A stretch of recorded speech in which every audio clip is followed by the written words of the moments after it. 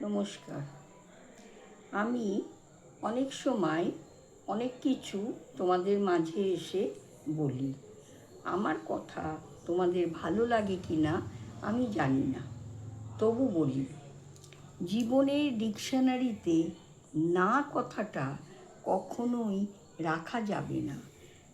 নিজের চোখের দৃষ্টিটাকে সুদূর প্রসারিত করতে হবে, তবেই জীবনে উচ্চাকাঙ্ক্ষা থাকতে হবে, তবেই জীবন পরিপূর্ণ হবে, আকাঙ্ক্ষার সিঁড়িতে মানুষ উঠতে পারবে।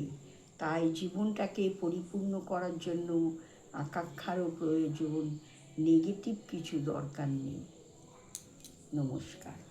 আমার বলা কথা যদি ভালো লাগে তাহলে বন্ধুরা আমার পেজটাকে অবশ্যই সাবস্ক্রাইব করে দিও, লাইক কমেন্টস করে দিও।